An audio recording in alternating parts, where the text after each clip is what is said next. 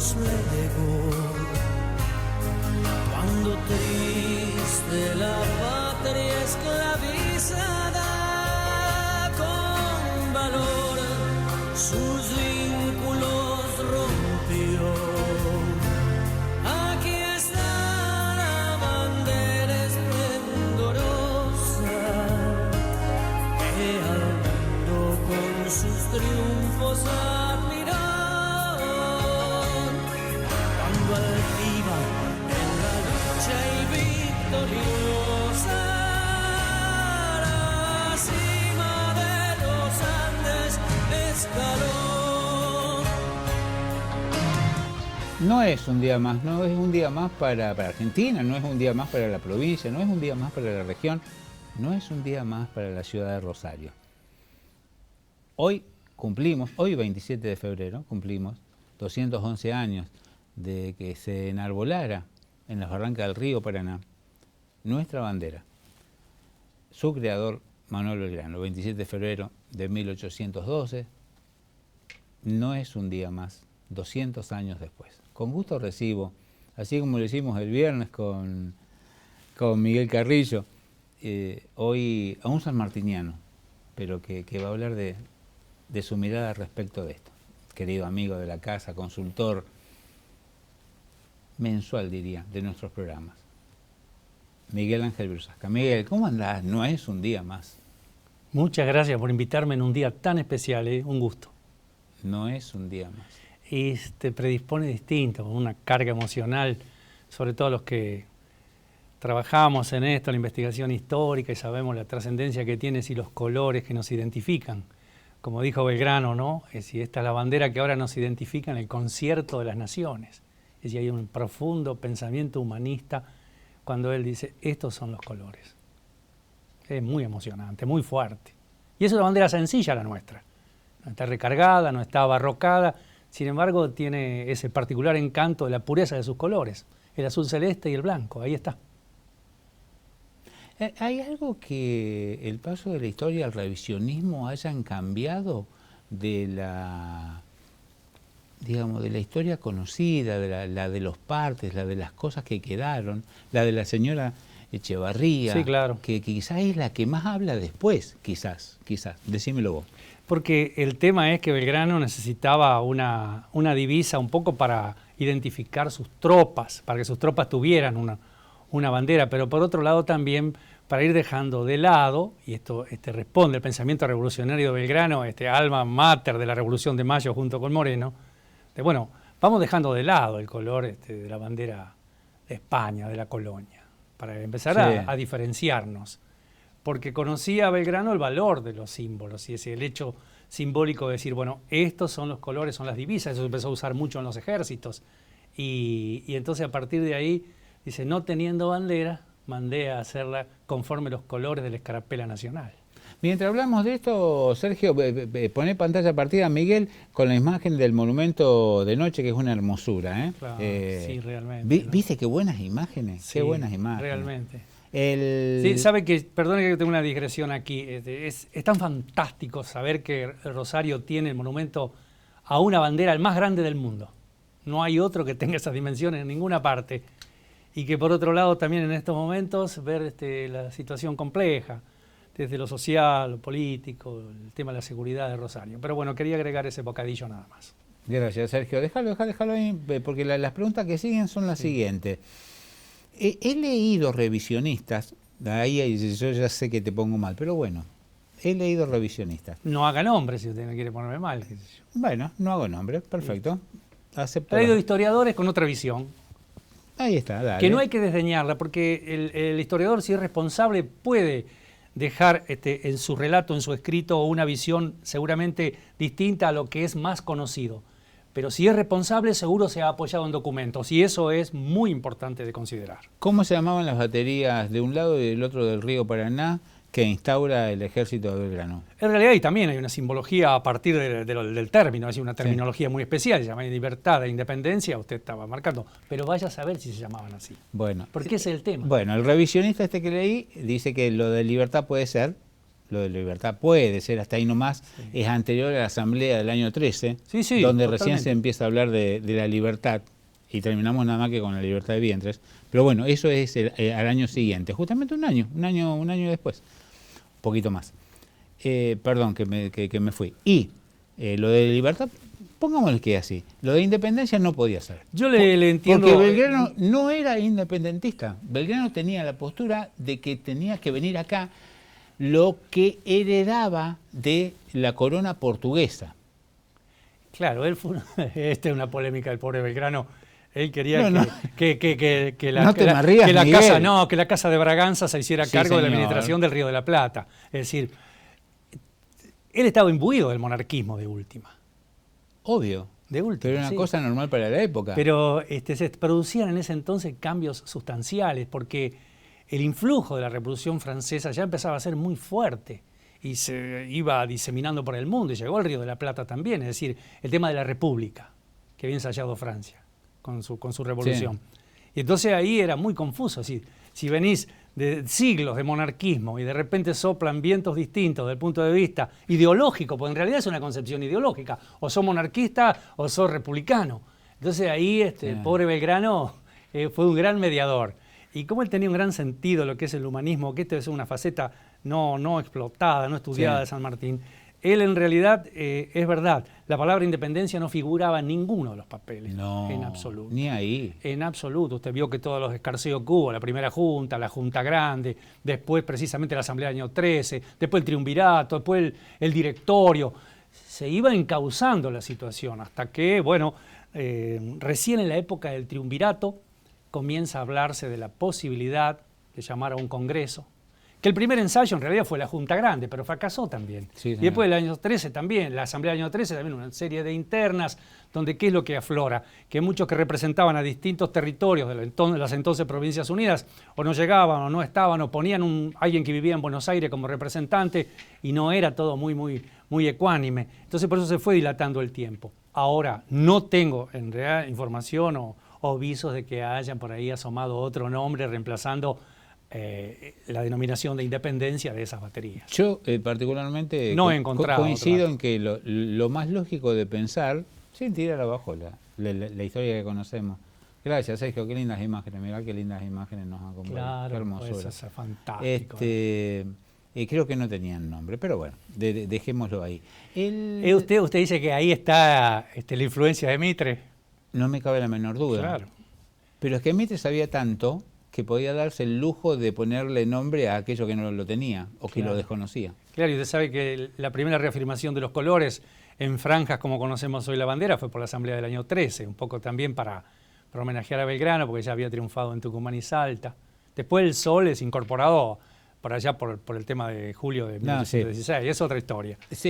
Miguel, Pero muy escúchame. interesante porque Belgrano, siempre sabe que me he puesto, tengo un documento fantástico que me enviaron hace mucho tiempo, un historiador de Tucumán, donde relata día a día, tengo el diario de viaje de Belgrano de Buenos Aires a Rosario.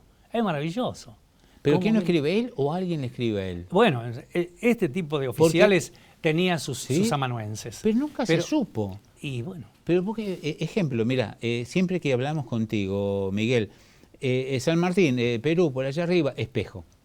Y Espejo le escribió el 80-90% de las cosas que escribía. Totalmente. Era una bueno, máquina tenía de escribir. sus escribientes, sus amanuenses, se decían en esa época, donde él dictaba. Por eso ahí viene un poco el mito también de que algunos generales, como el caso de Urquiza, dictaban 2 o 3 cartas a la vez porque había que contestar con premura, por urgencia, porque venía el chasqui que tenía que llevar la correspondencia. Entonces estos generales dictaban 1 o 2 cartas. ¿Te puedo decir una? A ver. Se dice que al costado de Granadero Baigorria, donde vive las bajadas del Espinillo, no sé si lo conoces, ahí llega el ejército grande. Por ahí sube el ejército grande. Sí, el volantinero era Sarmiento. Bueno, y que el que escribía y le comentaba qué era lo que había escrito, era Sarmiento. Sarmiento era, por que Urquiza supuesto. no tenía la menor idea ni le importaba. Urquiza estaba preocupado a ver si podía asegurar su negocio de saladeros y vacas. Es un golpe bajo. No, total Urquiza Miguel, no venía a reclamar. Escúchame. No, pero es una situación, poniéndolo en contexto, es fantástico. Es decir, el tema que tener bandera era un paso importante para aglutinar detrás de esos colores, sobre todo en los primeros tiempos, las fuerzas, las formaciones militares que ya iban cobrando forma, donde en realidad el primer general, un poco por obligación, es Belgrano. Pero él era abogado, doctor en leyes. Sí. Y cuando había que ensayar las primeras expediciones hacia el norte, primero Paraguay, después hacia la región del noroeste, que termina con su desgracia en el Alto Perú, es decir, Belgrano es investido como general y allá vamos. Escúchame, Miguel, antes de enlazarlo con San Martín, fíjate vos, estamos hablando de 1812. Sí. 8 años después muere Belgrano. Claro, 50 años tenía, joven. Hay muchos relatos de la época de gentes de posta, de maestros de posta, como te gusta llamarlo a vos, que dicen sistemáticamente verlo absolutamente pálido, mal, llegar con las últimas. ¿Era tan así? San Martín, que fue amigo del que charlaron, ¿pudo transcribir algo? San Martín habrá tenido algún viso de compasión con el pobre Belgrano, que cuando le llega la orden que lo envíe detenido a Buenos Aires, San Martín se niega. Ya estaban en el norte, allá en Salta. Vuelve un segundo reclamo, vuelve a negarse. Entonces San Martín, cuando alega, dice: acá pueden ustedes buscar el que quiera, pero mejor que el general que tenemos por estas tierras es Belgrano. Lo defiende. Para mí que había una cuestión ya que lo ve agotado. No se olvide, cuando San Martín llega allá a reorganizar el destrozado ejército auxiliar del norte, la mayoría de los soldados tenía un poncho como vestimenta, estaban todos desnudos, desarrapados, muertos de hambre, llenos de heridas, y no cabe duda que eso debe haber afectado la salud de Belgrano de sobremanera. Imagínense, ¿qué podían comer en esas soledades del altiplano? Más que charqui, si es que les quedaba. Ahora, si no comía bien el jefe, el general, ¿quién comía bien? El organismo se va minando. Yo me imagino que eso también acortaba la vida de las personas. No se olvide que un caso excepcional es San Martín, que vivió 72 años y tenía un montón de dolencias. El resto moría a los 50, 55 años, 56 años. No era una vida, la de esos militares, muy agradable. ¿Viste? Decía, le daban una orden: bueno, vaya hasta Salta, que hay un problema que solucionar. El hombre subía a caballo en Buenos Aires y iba hasta Salta. Hoy en día nos cansamos 12 horas en un ómnibus, imagínate en esa época. Miguel,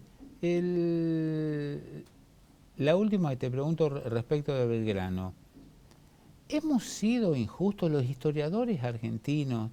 ¿La historia argentina ha sido injusto con Belgrano? Porque parece que San Martín es el ganador, gana de local, de visitante, en cancha neutral, no hay final que pierda. Belgrano es un perdedor. No sé, pero le habrán puesto el sino trágico en la frente por lo de Vilcapugio y de Ayohuma, pero él no estaba tan errado en esa incursión hacia lo que hoy es Bolivia. Porque si bien ahí se cuenta la perdida de Belgrano, en ese sentido, nadie recuerda, salvo en algunas zonas de Bolivia, hecho por los contactos que tengo con algunos historiadores, que él fue el que organizó las gobernaciones de lo que después sería Bolivia: Chuquisaca, Potosí, Cochabamba, mismo Santa Cruz, donde él designa gobernadores de fuste como Arenales, como Warnes. Todo eso es la mano de Belgrano. Mire, yo tengo contacto con la gente del Centro de Estudios Históricos de Santa Cruz, Bolivia, que estaremos visitando pronto, y me dijeron: no venga a hablar de San Martín, no porque no pueda hablar. Sí. Aquí Belgrano es Dios y el general Warnes para nosotros. Wow, eso. Nos quedaba una charla respecto de la independencia del Perú y de esta parte de América con Warnes. Sí, lo vamos a hacer pronto. Pronto estaremos haciendo una recorrida in situ en el territorio donde se movió Warnes, en el campo del Pari. Nadie lo conoce. Del Pari, donde lo mataron, y era un coronel argentino. Nadie lo conoce. Y entonces, con mucho gusto, sí, vendría a traerle algunas referencias, algunas imágenes, porque la verdad que estoy ansioso, es una deuda que tengo de conocer eso. Pobre Warnes pierde en el Pari y Aguilera le corta la cabeza y le ponen una pica en la plaza de Santa Cruz. Ahí estuvo un par de noches hasta que unos milicianos ahí de manera oculta sustrajeron la cabeza y la resguardaron. Una cosa trágica, el coronel Warnes. Cerrame con un concepto de Belgrano y vamos a quería decirle que tampoco debemos olvidarnos de doña Catalina Chavarría de Vidal. Opa. Ella fue quien de última confeccionó la bandera, y que cada vez que voy a la iglesia de San Lorenzo me emociono porque ahí están sus restos. Sí, ¿no? señor. Y vamos a darle cierto crédito a aquellos que tuvieron la visión no hace mucho tiempo de poner en valor la lápida y resaltarlo un poquito, porque si no mucha gente pasaba y no sabía de qué se trataba. Entonces uno a veces que está en la lectura un poquito más fina lo tiene presente, pero pero que no se pierda la memoria no solo de Belgrano como creador de nuestra bandera, sino también sus soldados que lo acompañaron, el mismo Cosme Maciel, que tuvo el privilegio de ser quien izó por primera vez la bandera. Así que este tipo de cosas es el necesario ejercicio de memoria que tenemos como el mejor homenaje al general Belgrano, que no voy a coincidir plenamente con ustedes esta vez. Para mí me parece que no es el gran olvidado de la historia, es el hombre al cual todavía no hemos escrito todo lo necesario que debemos escribir sobre él. Muy generoso de su parte. El sábado pasado, 25, se cumplió un nuevo aniversario del natalicio de don José de San Martín, don José Francisco de San Martín y Matorras, como y Gómez del Ser. Ahí está. Ahora se acostumbra, en los últimos años, los últimos 5 o 10 años, a ponerle todos los apellidos. En la época lo usaban también, Sí, ¿no claro, es cierto? sí. Bueno, fuera del contexto argentino... ¿Es fehaciente que nació el 25 en Yapeyú? El 25 de febrero, pero la gran polémica es si es 1777 o 1778. La historia que nosotros hemos adoptado, la historia de Mitre, sí, que lo toma como... Yo puse 78 en los títulos. No, está bien, por eso no vamos a generar una polémica acá. En el Perú, sí, todita la documentación lo registra como 1777, porque así lo escribió en su primera gran biografía, luego de la de Mitre, en su primera gran obra, en su gran obra, don José Pacífico Otero, que fue el fundador del Instituto Sanmartiniano de la Argentina en 1933, y en 1935 funda el Instituto Sanmartiniano del Perú, y entonces él documenta allí en una conferencia magistral que según sus estudios hechos en documentación que él encontró en Francia y cotejando las cartas de San Martín por las fechas que tenían dirigidas a Guido y por el día que murió, él alega que San Martín había nacido en 1777, pero no estamos para esa polémica. Vamos a la historia que manejamos de siempre, porque eso hace a abrir la puerta a cosas más sustanciosas, como rescatar que San Martín nace en Yapeyú por una circunstancia muy especial. Su padre, que era un militar al servicio de la corona de España, como pasa con los militares, tenía distintos destinos. sí. Y ya habían sido expulsados los jesuitas y era necesario reorganizar todo eso que habían dejado como herencia, no solo en cuanto a territorio, sino a producción, los hombres de la Compañía de Jesús. Así que don Juan de San Martín, que estaba en la región de Calera de las Vacas, zona aledaña a Paysandú, es designado teniente gobernador del Yapeyú para administrar la estancia del Yapeyú, que tenía nada menos que 80.000 leguas cuadradas, es decir, abarcaba parte de Argentina, casi la mitad del territorio de la actual República Oriental del Uruguay y gran parte de Brasil. Entonces él es destinado a esa región. Y entonces ahí es donde él llega con su esposa, ya teniendo 3 hijos, y en Yapeyú nacen los 2 últimos. Justo Rufino, que a usted le quita el sueño, que siempre me pregunta qué hacía en Bruselas con su hermano. Un fenómeno. Fenómeno, claro, estaba corrido de París porque tenía deudas de juego y se fue a donde vivía su hermano, pero esa es otra historia. Y, no es apología del delito lo que yo hago. No. Yo digo un fenómeno porque era el más querido por San Martín. Y claro, pasa que no hay nada con escrito. el único que tuvo trato. Pero no hay nada escrito. Y bueno, por eso, con el único que tuvo trato porque vivieron un tiempo en Bruselas. Sí. Justo Rufino, que había sido oficial también del ejército español. ¿Te cae mal a vos, Justo Rufino? No, un personaje simpático. Después había dejado la milicia en España también y se había radicado en Francia. Y bueno, tenía algunos negocios y estas cuestiones. Y también tenía algunos contactos. Que en realidad hay que darle crédito en esto, que casi nadie lo dice porque esa es una lectura muy fina de algunos documentos. Es Justo Rufino el que tenía algunos contactos, que es el que hace que se abra la puerta para que San Martín pueda radicarse en 1830 en París. Porque vivía en Bruselas. Sí, señor, me dijiste. Claro. Miguel. Bueno, nace ahí, en Yapeyú. Entonces, el 25 de febrero, tomémoslo del 78. Perfecto, ahí nace, sí. ahí es bautizado. Pero con este dato, que el historiador Otero hace referencia que fue en el 77 y no en el 78. José Pacífico Otero, para él en el 77. Es larga la explicación, no viene al caso. Escúchame. Sí. No, que perdóneme, me expresé mal. En la parte en que relata y da las precisiones sobre esto está en el tomo 1 de la obra de Otero sobre el general San Martín, que son varias páginas que amerita que yo pueda obviar esto, porque si no nos iríamos en unos devaneos, él coteja semanas, meses, cuando cumplió año, la fecha de la carta tal o cual que escribió. Entonces es muy complicado. Pero para el Perú Cada vez que voy a un acto oficial allá tengo que... Si tomó, te agrego esta y después voy a la otra, que tiene que ver seguramente más con Intruso que con nuestro programa, pero bueno, tiene que ver. A ver. Es muy probable, porque también lo leí por ahí, no te doy nombre de quién, porque si no te enojas, que los datos que hablan del 77 hayan sido tomados de algún tipo de documento de Francia, cuando él sabía que le empezaban a quedar poco tiempo y que empezó a redactar cosas puntuales para sus hijas y nietas, en las cuales se tuvo que ver obligado en poner su fecha. Puede ser. Él nunca puso ningún documento de la fecha exacta que nació, pero decía, hoy, con 70 y tantos años, bueno, hoy que he cumplido 69, hoy que... Entonces citaba la edad que tenía en el momento. El tema es que ahí Otero confunde mucho más porque en su reseña él dice que la menor era María Elena y generalmente lo que tenemos aceptado es como que María Elena era la mayor. La de mayor. familia, claro. Ah, porque Así empieza al revés. Claro, es decir, hay toda una cuestión Sí, ahí señor. que es difícil de explicar, pero bueno. Escúchame, Miguel. Ahí lo bautiza el padre Francisco Cano de la Pera, que era dominico, que se había hecho cargo de la parroquia de Yapeyú porque ya hacía 11 años los jesuitas habían sido expulsados del lugar. Bueno, Sí. escúchame.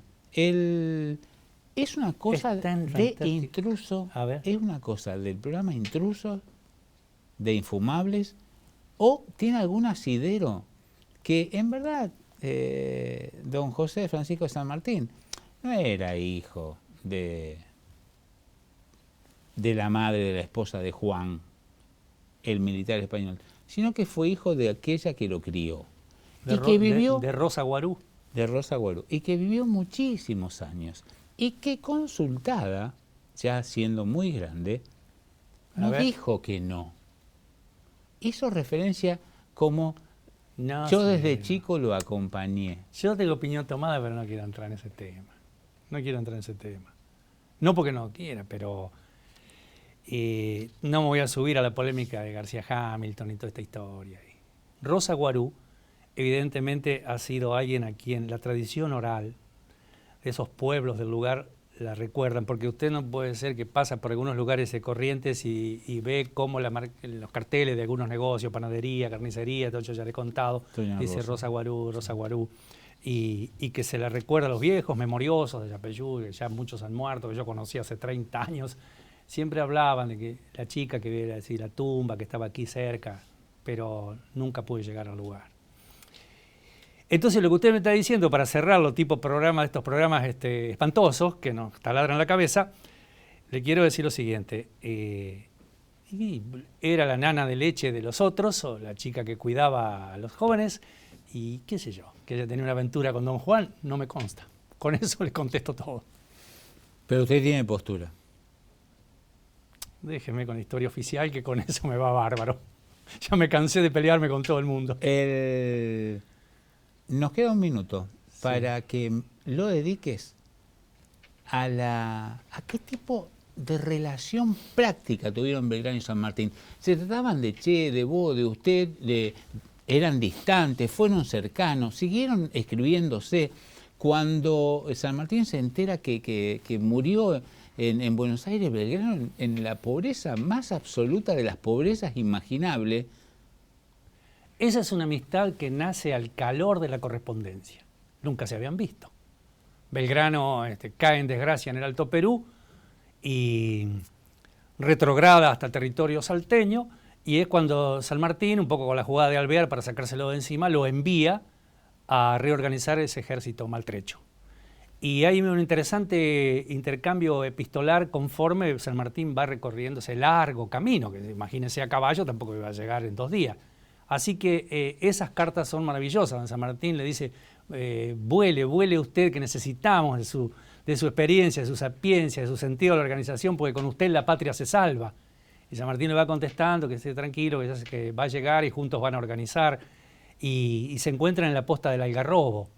Y entonces ahí están en su primera conferencia, se conocen y consiguen que un hacendado del lugar, que era dueño de una propiedad que hoy es el sitio conocido como Paraje Yatasto, le cede la propiedad para que tenga algunas comodidades para descansar. Y ahí es donde ellos parlamentan y San Martín aprecia las dotes de Belgrano y Y yo creo que, dice, le vamos a poner el hombro con todo. Y Belgrano ha sido tan humilde, que es un caso raro en esto de la historia argentina, que Belgrano era un general de mayor antigüedad, de última que San Martín, y de buen grado acepta ser suplantado en el mando. Pero San Martín lo deja poco como su segundo. Así que se trataron de usted muy respetuosamente, eso se traduce de las cartas entre ellos, y luego San Martín estaba muy al tanto. Belgrano, sin ser logista, nunca integró una sociedad secreta, no esté probado que él haya estado hasta los tuétanos en una sociedad secreta. Sin embargo, San Martín estaba bien enterado que Belgrano también accionaba para que hubiera un cambio radical en el Congreso de Tucumán con su postura monarquista de poner un descendiente de los incas, mientras él, San Martín, presionaba con sus 5 diputados de Cuyo para que se declare de una vez la independencia. O sea que la historia los volvía a unir nada menos que en Tucumán. Al hombre que tuvo incidencia en la declaración de la independencia como fue San Martín y al hombre que nos dio bandera. Si eso no los une, no sé qué es unir. Gracias, Miguel. Muy amable. No es un día más, no es un día más para la Argentina, no es un día más para la provincia, no es un día más para Rosario y para nuestra región. Un día como hoy, 211 años para atrás, un 27 de febrero de 1812, en los Barrancas del Paraná, tal cual como reza nuestra historia, el general Belgrano daba a luz nuestra bandera nacional.